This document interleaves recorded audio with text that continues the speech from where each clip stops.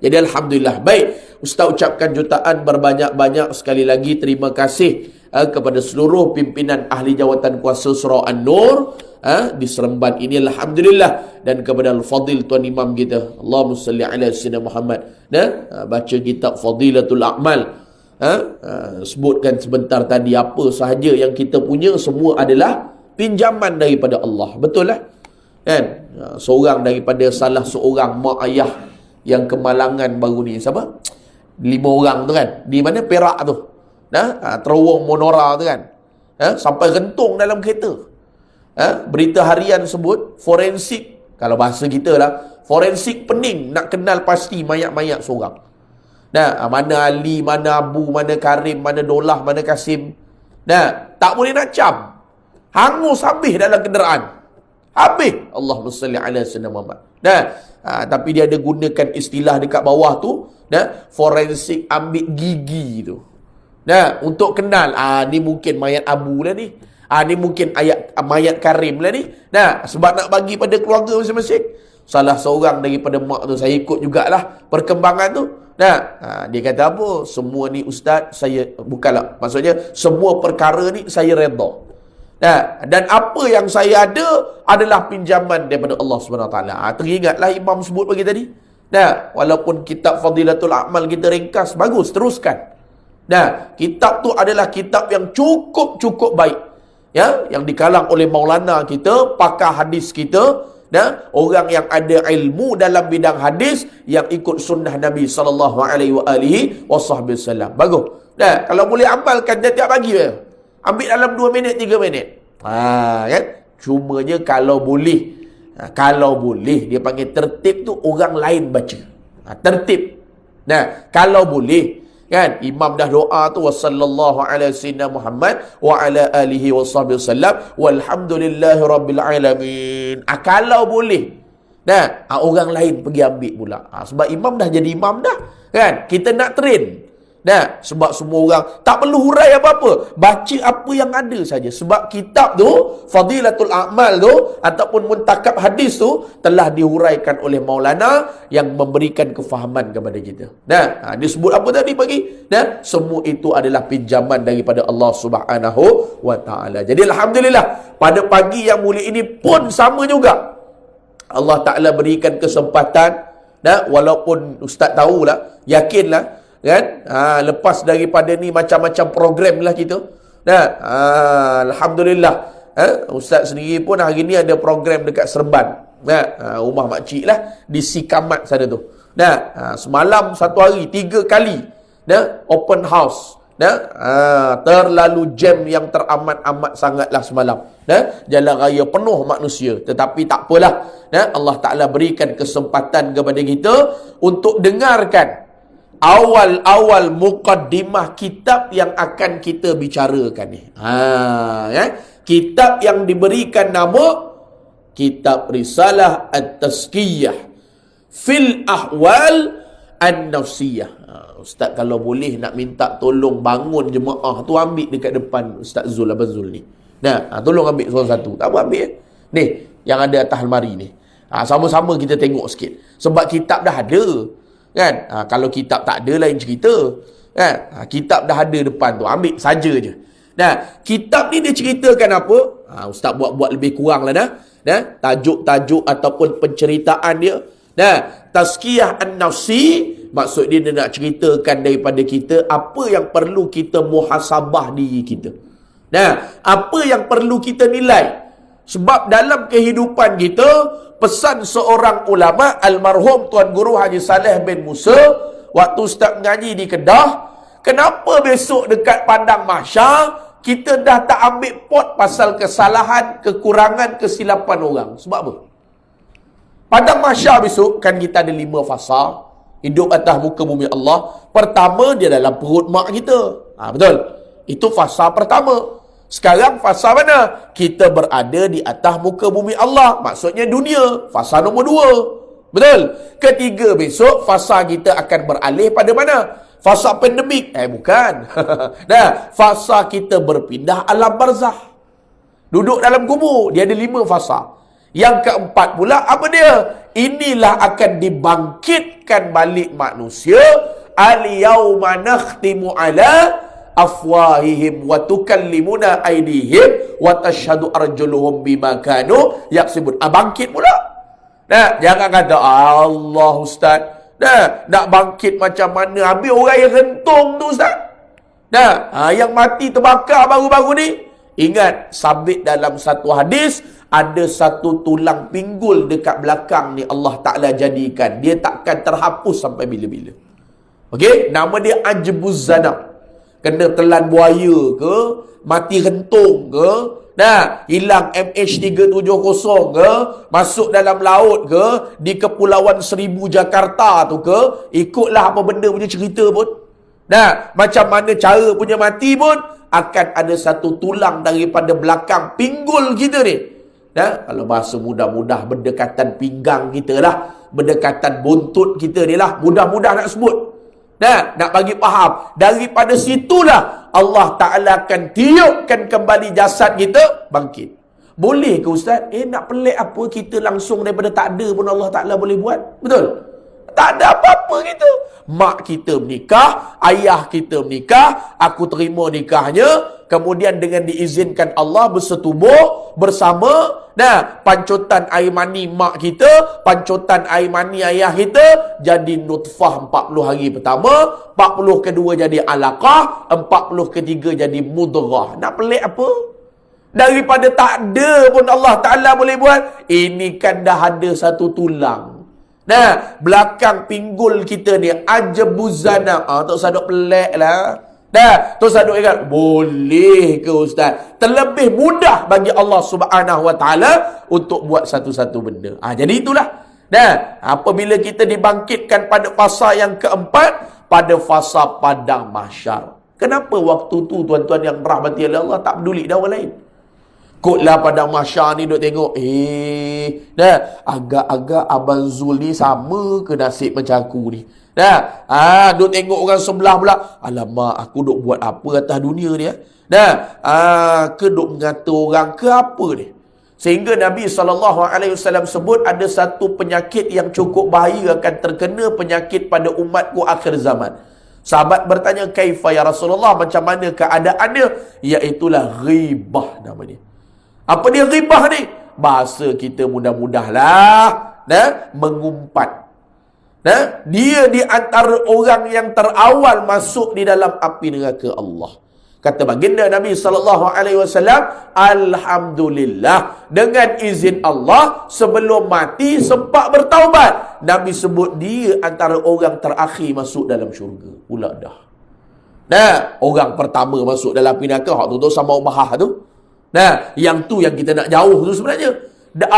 Ya Allah, ya Tuhanku, aku minta ampun ya Allah. Sekiranya ada, aku pun dah tak ingat dah aku kata kat siapa dulu-dulu. Kadang-kadang lidah ni terlajak, kadang-kadang mulut ni terlepas kata ya Allah, malam Lailatul Qadar ni ya Allah, 10 malam terakhir terima doa-doa, Allah Ta'ala ampun.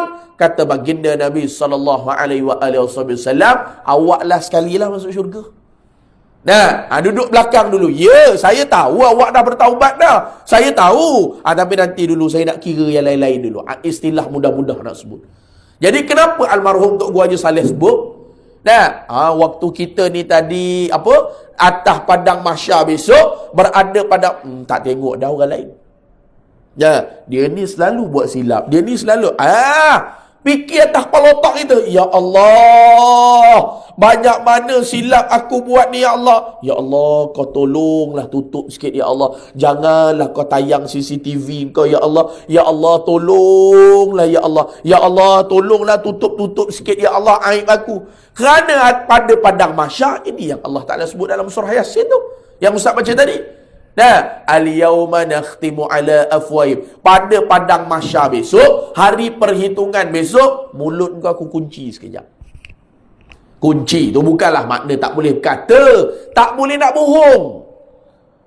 Tangan bercakap ni, ya Allah, atas dunia ni aku ada kuasa. Aku ada pangkat, ya Allah. Aku jadi ketua majlis perbandaran Seremban. Aku jadi Perdana Menteri. Aku jadi apa? Ya Allah, arak aku sebenarnya boleh elakkan. Arak ni aku boleh tangguhkan. Arak ni aku boleh kona bagi tak jadi nak jual dekat Seremban ni. Tapi aku sengaja tak nak buat. Tangan akan bercakap. Ada kuasa, mampu. Katalah siapa-siapa pemimpin ke, boleh, ya Allah, kedai-kedai judi ni banyak, tapi tak ada effort langsung. Tak ada usaha. Benda yang dalil qata'i, tak ada khilaf daripada ulama.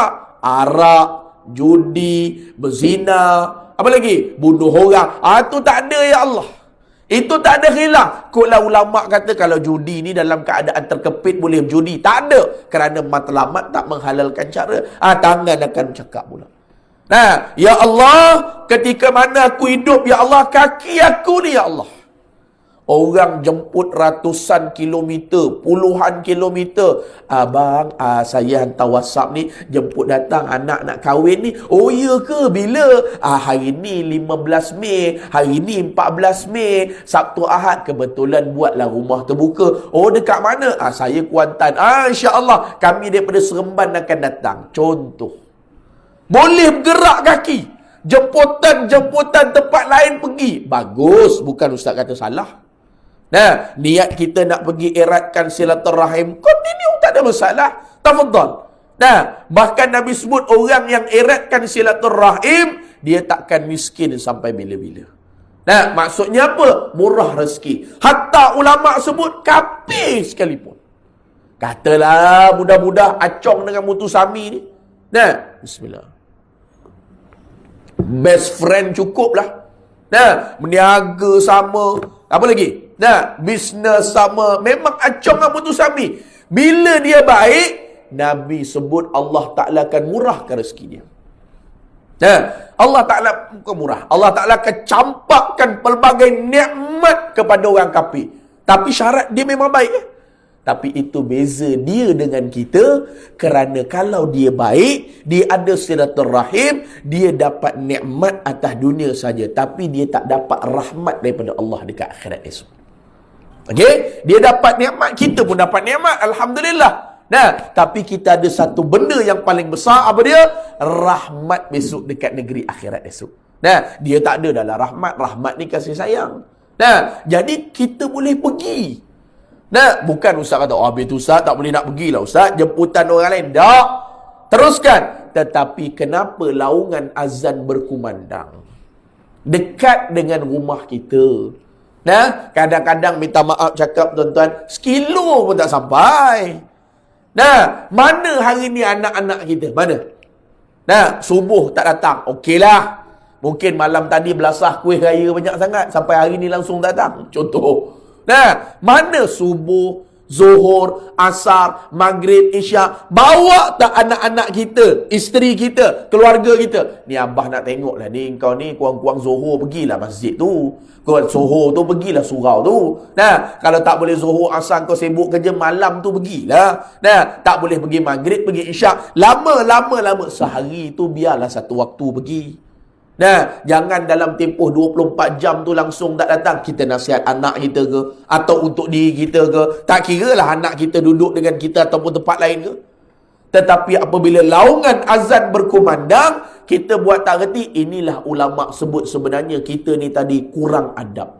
Bahasa kasarnya, kita biadab dengan Allah Ta'ala. Azan, Allahu Akbar, hayya 'alas salah, hayya 'alal falah. Nak kata tetamu nak datang sekejap lagi pun tak ada. Nak kata kena jaga mak. Mak ni koma dah Ustaz, 2 tahun. Saya dengar azan tak ada orang Ustaz. Rumah saya pun keluar, anak saya pun tak ada. Saya memang jaga mak, jadi tak boleh nak pergi. Lainlah cerita. Ustaz, hari ni memulah-mulah perut lu Ustaz. Oh ya Allah, lomang di belasah Ustaz. Ketupat, rendang, apa lagi? Maman, belasah habis Ustaz. Memulah, tak apalah uzur syar'i. Ustaz, hujan ya Allah. Kalau tengok langit tu Ustaz, rasa nak pecah dada, gerun dengan kilat. Tak apalah. Ketika mana benda tu tak ada. Nah, sehari 5 waktu Allah Ta'ala bagi pada kita. Mana kita campakkan diri kita? Inilah ulama' kata, ketika mana kau duduk padang mahsyar besok, kaki kau pun akan cakap. Ya Allah, aku boleh pergi jemputan orang ratus-ratus kilometer. Nah, mungkin boleh jadi kalau pergi balik tu, kalau jauh-jauh tu. Nah, boleh jadi ribu-ribu barangkali. Nah, pergi Kota Baru ke, pergi Kuala Terengganu ke, pusing-pusing sekali pergi dapat 100 kilo, 500 kilo. Nah, nak balik pula, sanggup, tak ada masalah. Tetapi kenapa apabila laungan azan berkumandang, kita buat tak heran? Sebab tu almarhum Tuan Guru Haji Saleh sebut, ketika mana duduk padang mahsyar, tak cara dah korang. Maksudnya tak cara, tak ambil pot dalam. Kenapa? Kerana pada padang mahsyar kita fikir tentang kesalahan kita. Ialah kenapa Ustaz? Ulama' sebut kerana atas dunia puas dah kita tengok kesalahan orang. Kerana atas dunia puas dah kita tilik. Oh, dia ni buat silap. Kita tak tengok kekurangan kita. Sebab tu dekat padang mahsyar, Allah Ta'ala letakkan kepada kita, sekarang ni kau fikir tentang dosa kau je. Nah, berapa banyak dah kau tengok dosa orang lain? Berapa banyak dah kau tengok silap orang lain? Puas dah. Nah, duk tengok salah orang lain. Sekarang ni dekat mana? Maksudnya bukan Ustaz suruh kita tengok orang lain. Maksudnya realiti kebanyakan. Kan? Kita duk tengok orang lain punya silap. Maka sampai pada padang mahsyar, tak usah duk bicara tentang orang lain. Aku nak ambil kau punya buku amalan catatan. Nah, kata Allah, ketika itulah kau fikir apa yang kau punya salah, mudah-mudahan mendapat syafaatul uzma, syafaat baginda Nabi kita, Nabi Muhammad sallallahu alaihi wasallam. Okey, jadi di antara kitab dia yang dia tulis dekat sini, pengarang tulis antaranya lah, nah, dia nak katakan kepada kita pembersihan jiwa kita, rohani lah. Nah, makanan jiwa kita. Ni kena ada. Nah, bukan jasmani kita makan semata-mata. Nah, kemudian tarbiyah Umar Al-Khattab kepada Abu Sufyan. Umar Al-Khattab ni bisalah. Nah, antara orang yang cukup gedebel lah. Nah, samsing. Tapi samsing dia kena cara. Nah, dialah antara orang yang pertama tanya kepada Rasulullah, di manakah Al-Masihud Dajjal berada. Nah, sampaikan dia nak pergi bunuh. Jadi Sayyidina Umar Al-Khattab ni hebatlah. Hebat sangat kalau mengaji dalam sirah dia. Apa lagi dia nak cerita dalam ni? Banyaklah. Mintalah yang terbaik daripadanya, daripada Allah Subhanahu Wa Taala. Ini pesan Sayyidina Ali. Sayyidina Ali kata, ketika mana aku berdoa, Allah Ta'ala bagi apa yang aku nak, aku syukur. Nah, aku terima kasih sangat-sangat. Nah, aku rasa terima kasih lah. Apa yang aku minta, Allah Ta'ala kabul, Allah Ta'ala terima, Allah Ta'ala bayar, aku seronok. Tapi kata Sayyidina Ali karamallahu wajhah, tapi bila aku minta, sampai kesudah aku belum dikabulkan. Bukan tak dikabul, belum dikabulkan, maka itu jauh lebih aku bersyukur. Kerana apa? Kerana percaturan Allah. Kerana kehendak Allah itu tadi jauh lebih baik daripada percaturan ataupun kehendak daripada aku. Ini dia. Nah, dia nak sebutlah banyaklah dalam ni. Nah, kita minta kan, kadang-kadang lambat dapat, belum dapat. Nah, tak apa tuan-tuan. Sebenarnya percaturan Allah itu jauh lebih baik. Jadi dalam kitab ni lagi, dia nak cerita berkenaan dengan zuhud. Zuhud ni apa? Nak kena tahu juga. Kan? Apakah zuhud? Sebut zuhud, dia kena pakai baju compang-camping. Mabuk getum sungguh. Nah, bang, abang kena zuhud ni bang. Zuhud macam mana? Jangan pakai kereta mahal-mahal. Nah, jangan naik motor mahal-mahal nak pergi berdakwah. Jangan. Nah, ustaz-ustaz semua kena pakai jubah koyak-koyak. Kalau boleh pakai kereta kancil yang 2 tayar. Nah, kena zuhud. Dia salah faham. Zuhud ni apa? Nah, ulama' bahaskan, ringkas-ringkas lah ni. Nah, nak bagi kenal kitab ni. Takut tuan-tuan tak tahu kitab apa ni. Nah, kitab tasawuf lah berkenaan dengan diri kita. Nah, tasawuf ni untuk kita. Nah, zuhud ni ulama' kata apa? Apa benda yang berada di tangan dia, nah, yang ada dalam genggaman dia lah, mudah sebut. Nah, zuhud ni. Bukan zuhud kena tengok bawah. Nah, kan, tawaduk, bang minta tolong jadi imam bang, imam tak datang lah. Tak boleh, saya tawaduk. Nah, saya zuhud, saya tak boleh, saya hanya makmum je. Bang, kari kepala ikan tu ada dekat belakang tu. Itu saya belasah itu.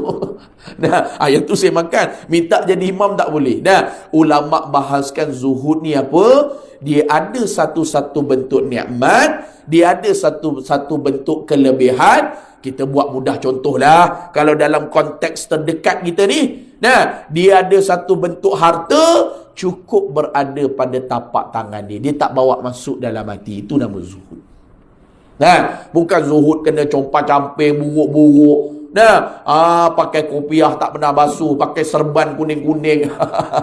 Nah, pakai selipar sebelah putus, sebelah elok. Nah, bukan gitu. Nah, nanti dia akan teranglah. Kemudiannya kasih terhadap Allah, taubat, zikrullah, doa, takwa, sabar. Nah, banyak lagi lah dia akan sebutkan kepada kita. Okey, jadi ustaz nak masuk sikit. Pada pagi ni, nah, kita tengok muka surat 2. Nah, kalau boleh kitab ni, nah, kita buat catatan. Maksudnya tuan-tuan bawa pen, dobit dekat tepi tu je. Nah, jadi kitab ni janganlah tukar-tukar. Kalau nak tinggal dekat surau tak apalah. Nah, maksudnya jangan tukar-tukar. Tulis sikit nama dekat depan tu ke. Nah, nama Karim ke, Abu ke, sebab kitab ni diwakafkan. Nah, jadi maknanya akan datang tu, nah, kita boleh refer balik. Kan? Ustaz ada huraikan perkataan ni, ustaz suruh tulis ni. Nah, perkataan ni ustaz sampaikan yang ni. Jadi sedaplah kita belajar. Kan? Ini kita mendengar aja 10 tahun mendengar tak jadi. Nah, dia kena ada kitab. Al-ilmu sayyidun wal kitabatu qayduhu qayyid suyudaka bil hibalil wasiqah. Ini Imam Syafi'i sebut. Nah, al-ilmu sayyidun. Nah, ilmu ni dia tajam, dia cepat pergi. Nah, cargas, laju. Nah, umpama macam binatang perburuan, hilang. Nah, bukan binatang ternakan. Biasa kalau orang main hutan dia tahu. Nah, nak tangkap kijang, nak tangkap pelanduk, nak tangkap rusa, bukan boleh mudah-mudah gitu. Nah, penelitian yang dalam, okey, perangkap macam mana. Nah, kata Imam Syafi'i, bila dah dapat binatang perburuan tu, tak ikat. Biar letak gitu je lah. Tepuk-tepuk dia. Baik, kalau kita kambing tu lembu tu, duduk. Nah, ini binatang perburuan, bukan binatang ternakan. Binatang ternakan tu kita buat sembelih raya haji tu. Nah, lembu, kambing, kibas, unta, itu tak apa ternakan. Nah, kalau raya haji binatang perburuan tak boleh dijadikan, kita kata sembelihan. Walaupun dia jinak. Ustaz, minta maaf Ustaz, saya ada bela rusa. Ustaz, saya ada bela kijang. Saya ada bela pelanduk Ustaz. Memang jinak lah Ustaz. Jinak. Daripada umur dia Ustaz lahir sampai ni dah 4 tahun dah. 3 tahun lebih dah umur dia Ustaz. Memang jinak dengan saya Ustaz. Kebetulan nak raya haji ni Ustaz kan. Tak lama lagi kan. Nah, boleh tak Ustaz saya nak sembelih rusa saya ni. Nah, saya niatkan untuk mendapatkan ibadah ataupun pahala korban. Qaul mu'tamad tak dapat. Walaupun jinak macam mana pun rusa. Nah, walaupun jinak macam mana pun, apa lagi Ustaz kata tadi? Kijang. Jinak lah. Kadang-kadang lebih jinak daripada kibas lagi. Nah, kadang-kadang lebih jinak daripada kambing biri-biri lagi. Sebab kita jaga dia. Tak boleh. Kerana hukum asal binatang tu binatang perburuan. Nah, kijang, pelanduk, rusa, Ustaz buat mudah-mudah lah. Nah, binatang perburuan. Macam mana pun dia punya baik, dia punya jinak, tak jadi. Yang jadi tadi binatang 4 kaki yang ulama sebutkan, mula-mula unta, lembu, kibas, biri-biri, kambing. Nah, maka tu boleh dijadikan binatang an'am, binatang sembelihan raya haji. Jadi ulama kata ilmu macam itulah. Nah, ilmu macam binatang perburuan. Nah, dah dapat penat-penat, dah lah susah nak dapat dia. Kan? Orang jenis masuk hutan ni lah. Saya ada seorang sahabat duduk dekat Jerantut. Waktu mengaji pondok Pasir Tumbuh dulu. Bapak dia memang rajin masuk hutan. Nah, tapi dia kata, Ustaz, kalau waktu tengah bulan, dalam bulan Islam, jangan nak masuk lah. Tak payahlah cuti. Nah, 12, 13, 14. Ataupun 13, 14, 15 dalam bulan Islam. Muharram ke Safar ke, waktu tu bulan terang. Kalau bulan terang, adat kata susah nak cari ustaz binatang sebab dia nampak kita. Ni orang-orang yang jenis berburu lah. Apa ulama katakan? Macam itulah ilmu. Okey, ilmu ni tuan-tuan kena ikat. Ikat dia dengan apa? Dengan pen. Ikat dia dengan apa? Dengan kertas. Ikat dia dengan apa? Buat catatan. Macam itulah binatang ternakan. Imam Syafi'i tambah lagi, betapa bodohnya engkau. Betapa hinanya engkau, betapa jahilnya engkau. Dahlah susah nak dapat rusa tu. Daging rusa kan, ada orang buat daging rusa kan. Tiba-tiba dah dapat, engkau tak ikat, engkau biarkan macam tu. Betapa bodohnya engkau. Dah dapat binatang tadi tu, engkau tak ikat, tentu larilah dia. Dahlah susah nak dapat. Macam tulah daripada sudut ilmu. Dah dapat dah. Dah dengar dah butir-butir mutiara daripada ustaz, daripada siapa ustaz guru-guru kita. Tapi tak apalah ustaz, sekadar lalu saja dia halua anak telinga. Jadi tak mau dah lah. Sebab pihak surau An-Nur tetapkan kepada ustaz untuk ada kitab. Jadi kalau boleh lah, maknanya kita ada kitab. Okey, habis. Jadi dia sebut pada muka surat 2, tengok. Qad aflaha man tazakka wa dzakara isma rabbih fasalla bal tu'siruna al-hayatad dunya. Surah ni biasalah kita baca kan, sabbih isma rabbikal a'la. Dia kata apa?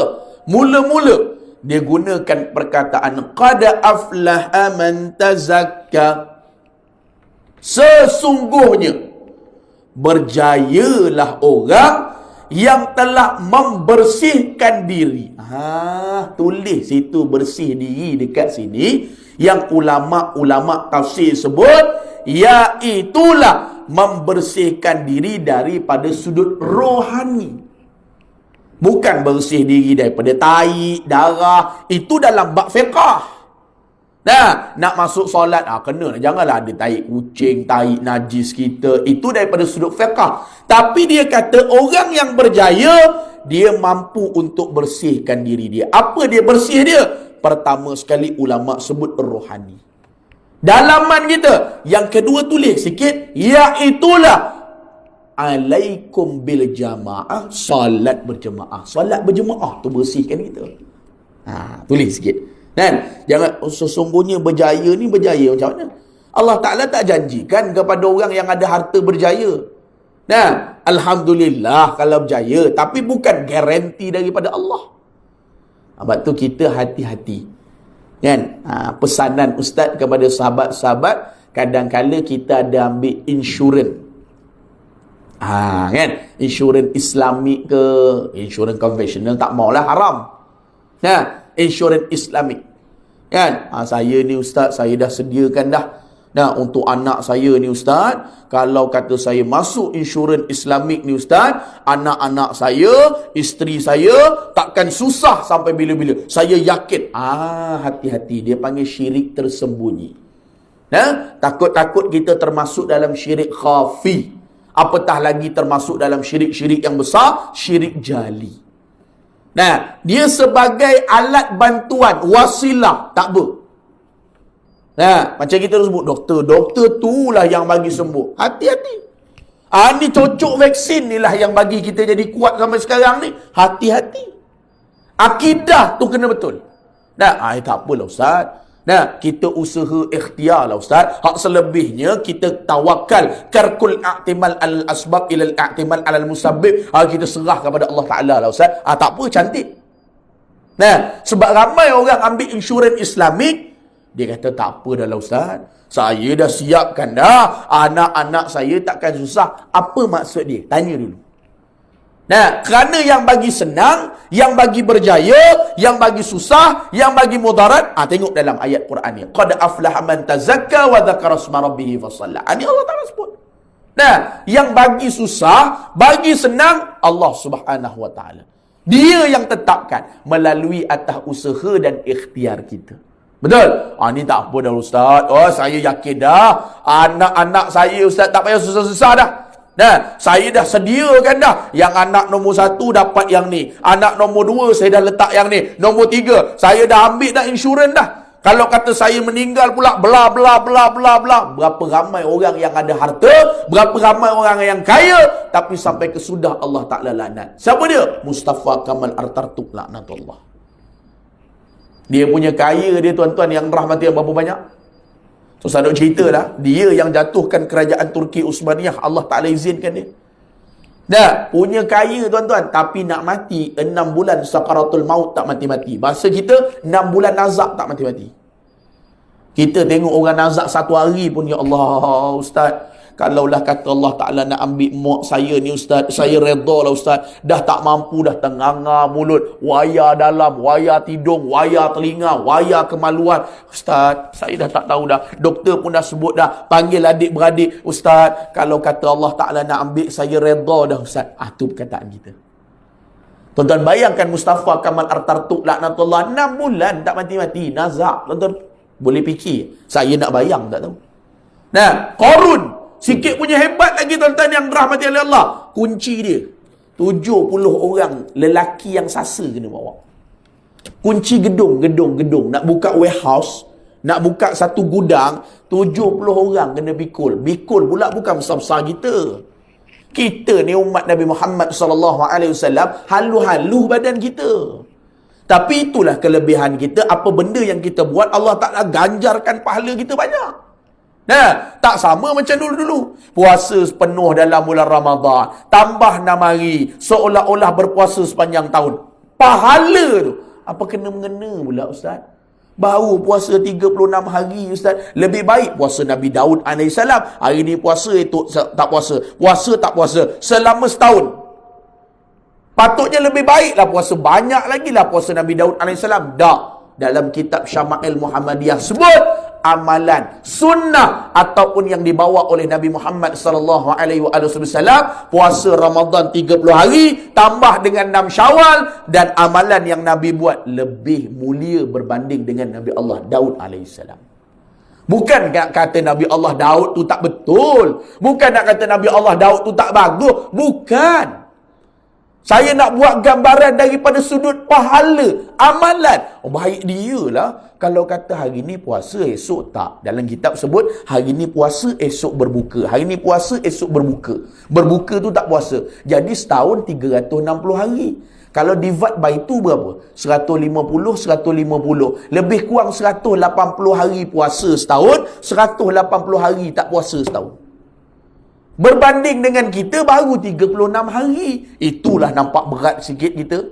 30 Ramadan tu wajib, 6 puasa Syawal. Itulah nampak, itu kena puasa lah Ustaz. Nah, lepas tu dekat-dekat. Kenapa Nabi kata pahala tu Allah Ta'ala bayar macam setahun kau puasa?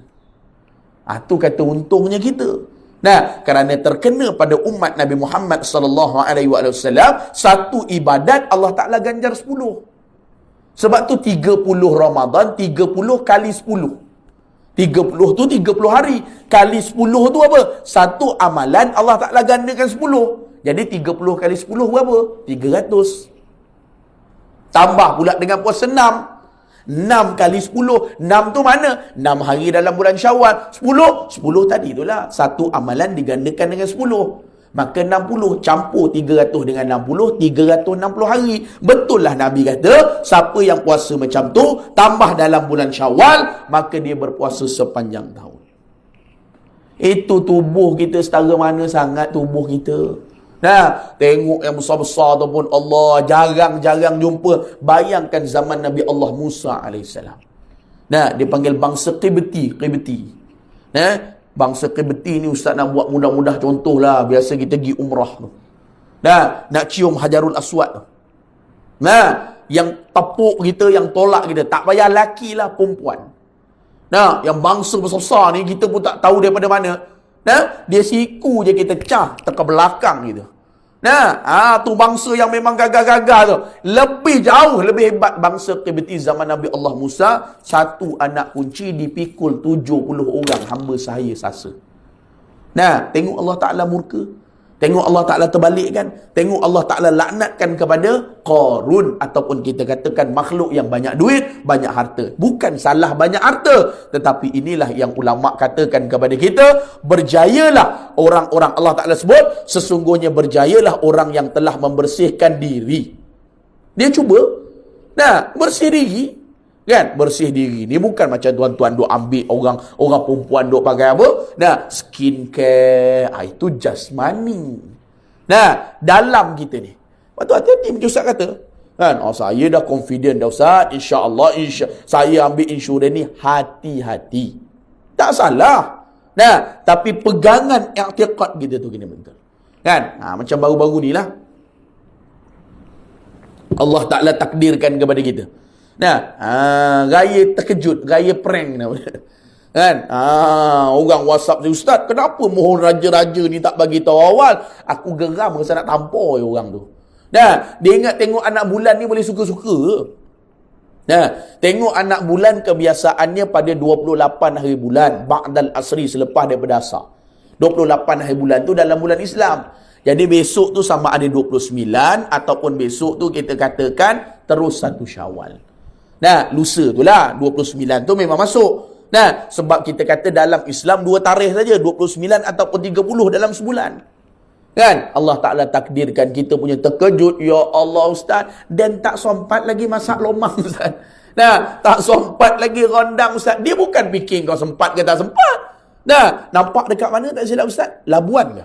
Kalau tak silap lah, Labuan ke Langkawi, macam tu lah. Nampak. Yang lain-lain tempat tak nampak lagi. Ada yang hujan, ada yang gelap dan sebagainya lah. Allah Ta'ala takdirkan. Jadi jumpalah. Dia panggil satu matlak. Satu matlak ni 28 minit. Tu kita cerita bab falak lah tu. Lama ke lah kuliah kita. Jadi nampak dekat Labuan dengan Langkawi. Bila nampak dekat situ, automatik lah kita ni yang berdekatan ni raya ataupun masuk kepada bulan yang seterusnya. Allah Ta'ala nak ajar kita juga. Macam itulah mati kau besok. Datang macam tu je. Kan? Tak ada Ustaz, biar dululah Ustaz, saya anak kecil. Ustaz, banyak lagi kerja belum siap. Wala yuakhirallahu nafsan idza jaa ajaluha. Dia tak peduli dah. Macam kita raya ni, saya tuan-tuan yang rahmati Allah, malam tu juga dengar besok raya. Dah nak pergi dah tazkirah tarawih malam tu. Tiba-tiba masjid telefon, Ustaz, minta maaf Ustaz, malam ni tak jadi. Ustaz pun tahulah dalam hati, dah raya dah ni. Ustaz balas balik, ni dah on the way ke Negeri Sembilan dah ni. Balik kampung rumah Gemenci. Dia dah dalam perjalanan dah ni kata. Kan? Ustaz awal lagi, cabut. Rumah, bang macam mana ni bang? Siap je Pak. Apa-apa yang ada tu sumbat je dalam kereta. Nanti dulu bang, tudung tak pakai, awak pakailah dalam kereta tu. Nak gambarkan kita nak menyambut tu seronok. Terkejut-terkejut raya kita, apa benda bekal pun tak ada. Macam mana kita nak menyambut raya? Kalau tak, macam tu besok kalau bekal akhirat kita tak ada. Dia sampai masa tak ada. Haji ni dia tak lama lagi nak pergi umrah ni. Haji ni tak lama lagi ni dia ni bla bla bla bla bla bla bla, sampai masa saja tua muda kaya miskin Allah Ta'ala akan ambil. Sebab tu ulama sebut, dan Allah Ta'ala pesan, sesungguhnya qad aflaha man tazakka, berjaya orang-orang yang telah membersihkan diri. Dan ingatlah, bersihkan diri ni bukan kita faham macam kita faham tu. Pertama sekali ulama sebut daripada sudut rohani, ilmu lah. Daripada sudut ilmu. Yang kedua, terbentuknya bersih diri, alaikum bil jamaah. Betul? Nak masuk dalam solat, wuduk tu terang ada. Itu jasmani dia panggil. Sebab barang nampak. Duk basuh muka, basuh tangan. Ulama sebut dah. Berjaya. Kan? Orang-orang yang jaga wuduk. Ni penyakit apa pula kanak-kanak sekarang ni? Apa HNMM? Ustaz pun tak sebut, tak terikut dah. Macam-macam penyakit ada. Kan? Sebab tu pesan pada anak kita nak keluar pergi sekolah tu, ambil wuduk dulu. Kan? Bang, ambil wuduk dulu bang. Ni nak pergi ni. Abah nak hantar ni pukul 6.45 pagi ni. Ambil wuduk. Dah ada dah bang wuduk subuh tadi. Okey, tak apa. Ni sesi petang pula ni, nak pergi sekolah pula ni. Bang, ambil wuduk dulu. Ni sekarang ni seolah-olah lah macam pengganti kepada COVID lah. COVID ada lagi pengganti. Dia suka pada kanak-kanak pula virus ni. Habis bintik-bintik tubuh. Budak-budak. Kuku-kuku habis semua duk tengok dalam media sosial. Penyakit baru pula sekarang ni. Ambil wuduk. Antara salah satu yang Nabi bawa. Nah, ini dia kata membersihkan diri. Tak apalah dengan lain-lain hal tu, tak apalah. Makan vitamin ke apa ke, tu terserahlah. Tapi yang benda yang asas. Nah, kadang-kadang kita tak nampak. Nah, benda tu jauh lebih besar pahala dia. Dan sentiasa menyebut nama Rabbnya serta mendirikan salat. Fasallah. Ada sebut dah. Nah, dirikan salat ni macam Ustaz kata jugalah, kena ada ilmu, kena ada pemahaman yang betul. Kan? Jangan ikut-ikut mudah-mudah kita je. Kan? Macam mana masbuk, macam mana muafik, apa perlu kita semayang. Baru-baru ni viral satu video. Kan? Kita semayang raya kan? Takbiratul ihram kita mula-mula. Lepas tu takbir mula-mula 7 kali. Nah, lepas tu takbir yang kedua 5 kali. Dia semayang raya ramai. Nah, imam tu pun niat usalli sunatan Aidil Fitri. Biasanya imam akan terangkanlah. Nah, kaifiat bentuk kan? Mungkinlah hamba Allah ni datang lambat ke? Kan? Allahu Akbar. Takbiratul ihram. Makmum ramai ni, penuh ni. Nah, baca iftitah dulu. Lepas baca iftitah, sebelum baca Fatihah, nah, kan kita angkat takbir 5 kali, 7 kali. Allahu Akbar. Subhanallah walhamdulillah wala ilaha. Allahu Akbar. Dia tak pernah datang. Allahu Akbar, dia bantai rukuk. Allahu Akbar, imam sebut kali kedua, dia i'tidal pula. Allahu Akbar, dia turun sujud pula. Kan? Sebab apa? Sebab dia tak faham bagaimanakah yang Nabi sebut, sallu kama ra'aitumuni usalli. Solatlah kamu seperti mana kamu nampak aku solat. Jadi kita tak nampak Nabi solat. Tu hadis sahih tu. Nah, jadi siapa yang terangkan pada kita? Ulama-ulama. Jadi baca betul-betul. Sembahyang kita jangan kalut-kalut. 4 rakaat standard 5 minit kalau sembahyang seorang. Biasanya kalau kita sembahyang berjemaah, lama sikit. Sebab apa? Kita ada bagi masa pada makmum untuk baca Fatihah. Betul? Kalau sembahyang subuh, maghrib, isyak. Waladdallin. Amin. Imam yang cerdik, imam yang faqih, dia bagi masa dulu. Nah, dia tahu dah dia nak baca surah pendek ataupun surah biasa-biasa. Nah, agak-agak imam atau makmum tu dekat perkataan siratal ladzi, baru dia masuk surah lazim dia. Nampak? Tu kaedah yang betul. Dan janganlah waladdallin amin bismillahirrahmanirrahim yasin Allahu akbar, kalut makmum dekat belakang. Nah, maka imam yang faqih dia tahu. Relax dululah, aku nak baca surah pendek ni. Kalau dia tahu, memang nak baca surah panjang ni. Nah, memang nak baca waladdallin amin. Memang nak baca surah panjang. Lau anzalna hadzal qur'ana 'ala jabalin la ra'aitahu khashi'an. Memang dia nak baca. Itu tak ada masalah. Sebab dia memang nak bagi masa yang lama kepada makmum. Jadi kena betul. Nah, solat kita jangan solat pak-muk siap. Nah, dengar dekat telinga pun semayang tak ada. Allahu Akbar, takbiratul ihram. Nah, semayang orang rumah kita macam tu, anak kita angkat tangan saja, habis rosak semayang. Fatihah pun tak dengar dekat telinga, habis rosak semayang. Dia matematik Allah ni dengan matematik kita lain tau. Matematik Allah, engkau salah, batal semayang, tak sah. Allah, tu panjang. Adakah Allah Maha Besar? Kita tanya pula lagi tu. Sedangkan Allahu Akbar, Allah Maha Besar. Iyyaka na'budu, ada sabdu, kena tekan sikit mulut kita, lidah kita. Iyyaka na'budu wa buang sabdu, kepada cahaya matahari aku sembah, kepada cahaya matahari aku minta pertolongan. Sembahyang kita batal. Nah, dia Allah Ustaz, tolaklah markah kat situ. Matematik Allah lain. Sama juga macam Ustaz sebut tadi. Nah, puasa 30 campur 6 macam setahun. Apa kena mengena 30 tambah 6, 36 hari lah. Dia matematik Allah tak sama. Siapa yang datang untuk solat berjemaah, iaitu solat fardu, dalam kitab Fadilatul A'mal cerita, seolah-olah dia mendapat pahala orang yang mengerjakan haji yang mabrur. Dia datang pula berjemaah, dirikan solat sunat berjemaah. Tarawih, hajat, solat sunat minta hujan, istisqa. Apa lagi? Nah, dia datang untuk jaga solat sunat berjemaah, maka pahala dia macam orang pergi mengerjakan umrah yang mabrur. Ulama bahas pula, kita bayar puluh-puluh ribu, belum tentu mabrur pahala kita. Belum tentu. Nah, itu nilai Allah Ta'ala saja. Tapi orang yang berada sekitar ni, dia datang solat fardu berjemaah, you tak usah bimbang lah. 27 tu you dah dapat. Nabi sebut dalam hadis, engkau dapat pahala orang mengerjakan haji yang mabrur. Nisbah pahala. Bukanlah dengan kalau macam tu Ustaz, tak payah duk pergi lagi lah haji tu Ustaz. Dah bersolat berjemaah ni, boleh semua dapat pahala haji yang mabrur. Nah, dia panggil haji pil kuda nama dia. Nah, jangan faham macam tu. Itu nisbah. Matematik tak sama. Sebab tu dia nak katakan kepada kita, serta mendirikan solat. Solat tu kena diri. Dia tak sebut solat tu kena buat.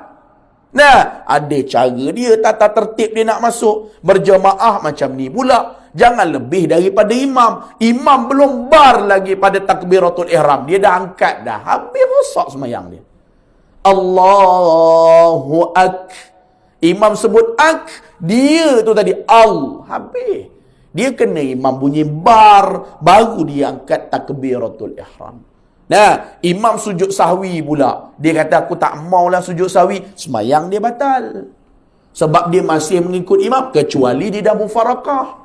Sujud sahwi hanya imam sahaja niat. Makmum tak perlu niat. Imam duduk tahiyat akhir. Tadi terlupa tahiyat awal. Assalamualaikum ayyuhan nabi assalam fil alami. Hamba Allah tadi Allahu Akbar. Terus duduk tahiyat. Imam duduk tahiyat. Fil alamina innaka hamidum majid. Kawan tadi baru datang. Tak tahu imam terlupa tahiyat awal. Allahu Akbar. Subhana man la yanamu wa la yasum. Sujud. Subhana man la yanamu. Apa benda imam ni tiba-tiba sujud ni? Wajib dia kena sujud juga. Dia tak tahu apa-apa. Dia bukan ada pada rakaat kedua. Sujud sahwi mesti ikut. Kecuali dia niat mufarakah, baru dia terus naik. Nah, dia mesti kena ikut. Allahu Akbar. Rabbi filli warhamni wajibuni. Allahu Akbar. Subhana man la yanamu wa la yasu. Subhana man la yanamu wa la yasu. Subhana man la yanamu wa la yasu. Allahu Akbar. Assalamualaikum warahmatullahi. Assalamualaikum. Itu dalam bab semayang. Saya tak mau ikut Ustaz. Tak apa. Tapi dengan syarat awak niat tak mufarakah. Kalau awak tak niat mufarakah, batal semayang awak. Kerana sujud sahwi wajib untuk kita ikut. Jadi itu antara benda-benda yang di dalam solat. Jadi tuan-tuan yang dirahmati oleh Allah, tu kata kan, bagi kitab ni, nah, dia modal banyak. Kalau ceramah modal tak banyak. Kan? Bagi kitab bagus satu ayat 7.20 dah. Syuruk 7.2 minit. Nah, tengok muka tuan-tuan ni, muka lemang open house yang hari ni. Kan? Jadi Ustaz rasa cukup dulu lah. Nah, nak panjang-panjang sangat pun tak sedap juga. Nah, jadi insya-Allah lah ada rezeki nanti kita sambung pada ayat ataupun muka surat muqaddimah. Nah, yang seterusnya berkenaan dengan ucapan syukur. Dia panggil, orang panggil kalam muqaddimah daripada pengarang kitab. Nah, dia akan ceritalah apakah kaitan dia buat kitab ni. Nah, lepas tu dia akan letakkan nama pula. Jadi insya-Allah lah. Nah, jadi maknanya pihak surau ni telah putuskanlah kepada ustaz. Nah, dengan makna kalau ustaz datang di sini, tak kira lah hari apa ke, minggu ke berapa ke, slot kuliah maghrib ke, kuliah subuh ke, ikutlah. Nah, maknanya kita akan bicarakan kitab ni. Nah, jadi kalau kata ada soalan yang lain daripada ni pun tak ada masalah, boleh bertanya. Nah, sekiranya ustaz mampu, ustaz jawablah. Nah, kalau ustaz tak mampu, kita tangguh, kita tanya kepada orang yang lebih alim. Jadi insya-Allah lah, nah, kitab ni tuan-tuan sama-sama lah boleh dapatkan. Nah, kalau kata tak cukup ke apa ke, nah, mungkin kita boleh photostat dulu ke, ataupun cari tengoklah macam mana. Nah, surau ni apa, kitab ni pun pihak surau yang berikan kepada ustaz. Jadi alhamdulillah. Nah, setelah kita tengok pun lebih kepadalah macam mana kita mengaji Tajul Urus, macam mana kita mengaji Minhajul Abidin, antara yang diambil. Nah, untuk kita mengaji sedikit sebanyak, cuma dia rasa tebal sebab tulisan Rumi.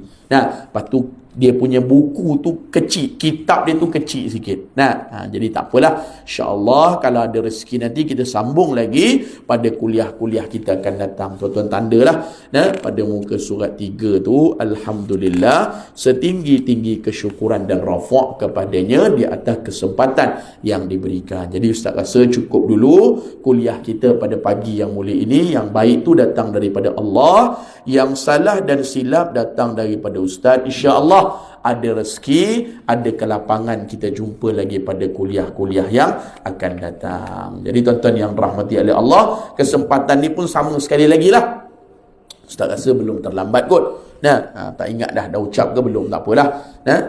Kalau belum pun selamat Hari Raya Aidilfitri, maaf zahir dan batin daripada Ustaz serta keluarga. Mudah-mudahan insya-Allah Syawal yang kita sambut pada tahun ini memberikan keberkatan kepada kita, dan mudah-mudahan yang paling penting kita semua akan mendapat syafaatul uzma, syafaat terbesar, syafaat baginda Nabi kita Nabi Muhammad sallallahu alaihi wa alihi wasallam. Aqulu qawli hadza wa nastaghfiruka wa natubu ilaik. Bismillahirrahmanirrahim. Alhamdulillahirabbil alamin wassalatu wassalamu ala asyrafil anbiya'i wal mursalin wa ala alihi washabbihi ajma'in. Allahumma zidna wa la tanqusna wa akrimna wa la tuhinna wa a'tina wa la tahrimna wa athirna wa la tusir alaina wardina warda anna ya maulana. Da'wahum fiha subhanakallahumma wa tahiyyatuhum fiha salam wa akhiru da'wahum alhamdulillahi rabbil alamin. Assalamualaikum warahmatullahi wabarakatuh.